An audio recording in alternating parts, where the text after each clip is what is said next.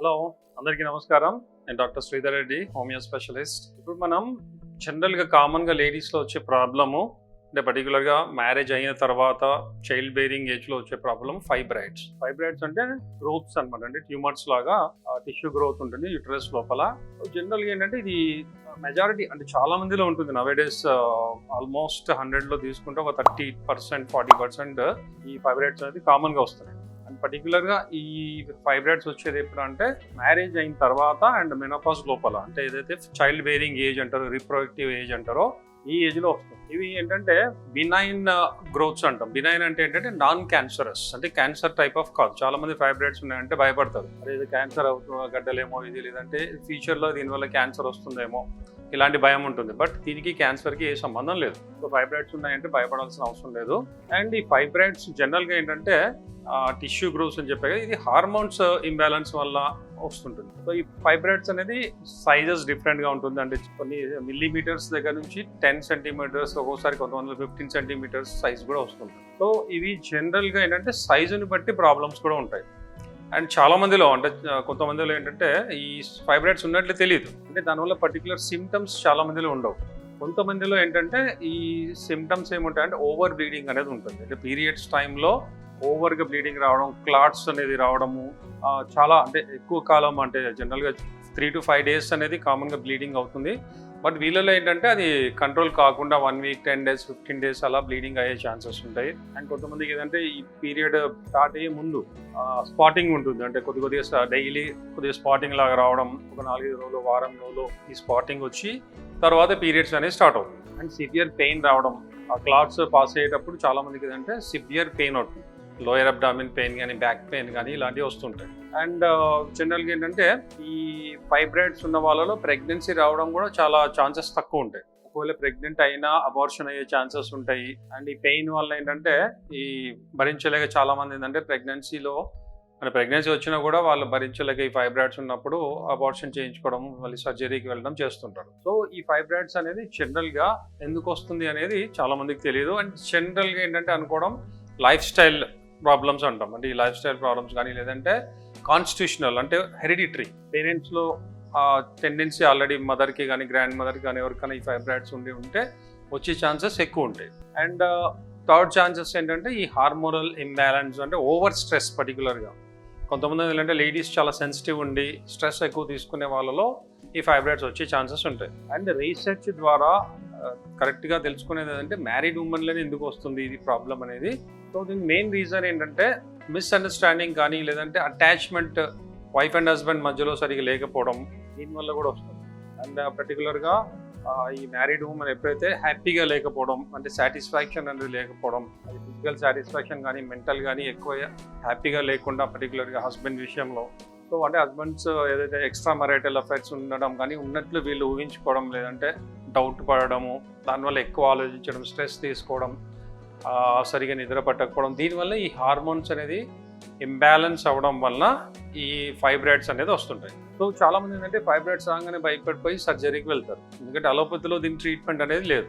So జనరల్గా ఇనీషియల్గా ఏంటంటే పెయిన్ కిల్లర్స్ ఇవ్వడం, అండ్ ఈ బ్లీడింగ్ కంట్రోల్ అవ్వడానికి వాళ్ళు ట్యాబ్లెట్స్ వాడి, స్టీరాయిడ్స్ ఇట్లాంటివి వాడడం, ఇలాంటివి చేస్తారు. సో దానివల్ల ఏమవుతుందంటే ఓవర్ వెయిట్ రావడం. చాలా మంది ఈ ఫైబ్రాయిడ్స్ ఉన్న వాళ్ళు ఈ ట్యాబ్లెట్స్ వలన బాగా ఒబేస్ అయిపోతారు, ఎందుకంటే హార్మోన్స్ ఇంబ్యాలెన్స్ అవ్వడం వల్ల బాగా లావ్ అయిపోతారు. సో ఇలాంటివన్నీ యూస్లెస్ అనమాట, ఎందుకంటే కొన్ని రోజులు వాళ్ళు ఇవన్నీ వాడమని చెప్పి 6 months, 1 year తర్వాత సర్జరీ కంపల్సరీ, ఇంకా ఛాన్సే లేదు, వేరే విధంగా తగ్గదు అని చెప్తారు.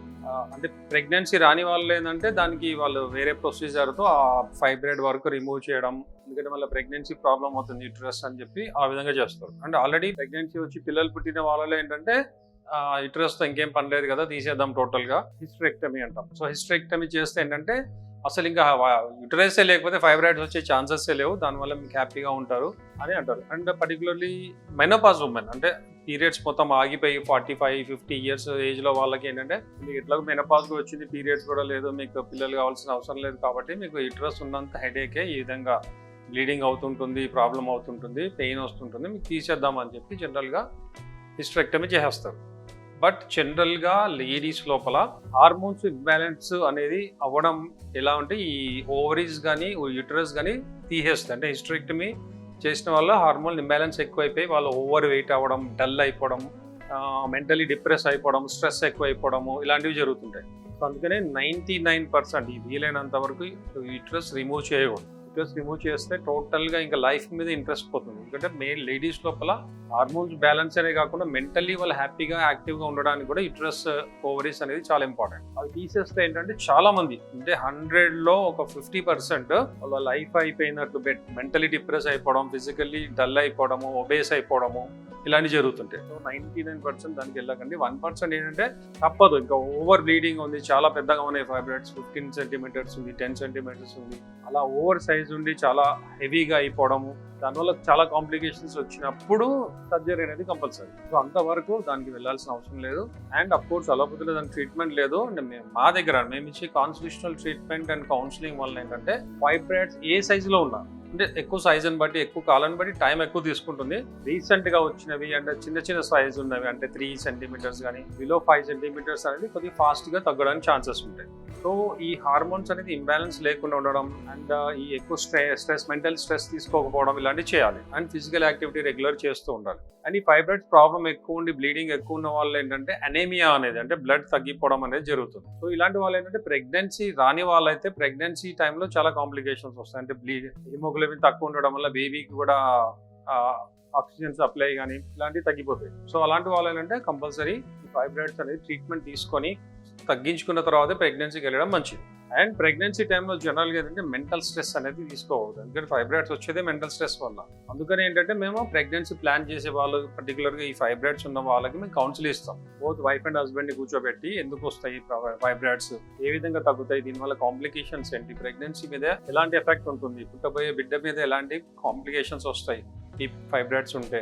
అండ్ ప్రెగ్నెన్సీ టైంలో హ్యాపీగా లేకుండా స్ట్రెస్ ఉండి, భయము, టెన్షన్ ఉంటే, డిప్రెషన్ ఉంటే ఏ విధంగా ఎఫెక్ట్ అవుతుంది పిల్లల్లో, పుట్టబోయే పిల్లల్లో అనేది కూడా మేము వాళ్ళకి ఎక్స్ప్లెయిన్ చేసి ఏ విధంగా ఉండాలి, ఏ విధంగా ఉంటే మంచిది, ఏం ఫుడ్ తీసుకోవాలి, ఏ విధమైన ఎక్సర్సైజ్ చేయాలి. అండ్ ఫైబ్రాయిడ్స్ ఉంటే ఫస్ట్ ఫైబ్రాయిడ్స్కి మేము ట్రీట్మెంట్ ఇస్తాం. ఫైబ్రాయిడ్స్ ట్రీట్మెంట్ అనేది అది ఫైబ్రాయిడ్స్ సైజుని బట్టి ఉంటుంది, డ్యూరేషన్ని బట్టి ఉంటుంది. 6 months మినిమం ఉంటుంది. 6 months నుంచి 1 year, 2 years. ఒకవేళ ఫైబ్రాయిడ్స్ చాలా కాలం నుంచి ఉంది, చాలా పెద్దగా ఉన్నాయి, 10 సెంటీమీటర్స్, 15 సెంటీమీటర్స్ ఇలా ఉంటే ఇంకొద్ది కాలం ఎక్కువ టైం తీసుకుంటుంది. బట్ 100% తగ్గుతుంది. అండ్ ఫైబ్రాయిడ్స్ వల్ల డేంజర్ అనేది ఉండదు. మరీ 1% కేసెస్ అది కూడా వెరీ హెవీగా ఉండి ఓవర్ బ్లీడింగ్ అయ్యి బాగా సెన్సిటివ్ ఉండి అలాంటి వాళ్ళలో ఓవర్ బ్లీడింగ్ వల్ల అనీమియా వచ్చి వీక్ అయిపోయి అలాంటి కాంప్లికేషన్స్ రావచ్చు. బట్ 90% దీనివల్ల కాంప్లికేషన్స్ అనేవి ఉండవు. నాన్ క్యాన్సరస్, క్యాన్సర్ అనేది భయపడకండి. అండ్ ఫైబ్రాయిడ్స్ అనేది 100% క్యూరబుల్ విత్ అవర్ మెడిసిన్. ఆ కోర్స్ అనేది కరెక్ట్గా వాడాలి. మేము ఇచ్చే కౌన్సిలింగ్ తీసుకుంటే గ్యారంటీ తగ్గుతుంది. సో ఫైబ్రాయిడ్స్ వచ్చాయని భయపడడం, టెన్షన్ పడడం, దిగులు పడడం చేయకండి. ఆపరేషన్కి అస్సలు వెళ్ళకండి. 100% మేము ఇచ్చే కాన్స్టిట్యూషనల్ ట్రీట్మెంట్ వల్ల గ్యారంటీ తగ్గుతుంది. Thank you very much.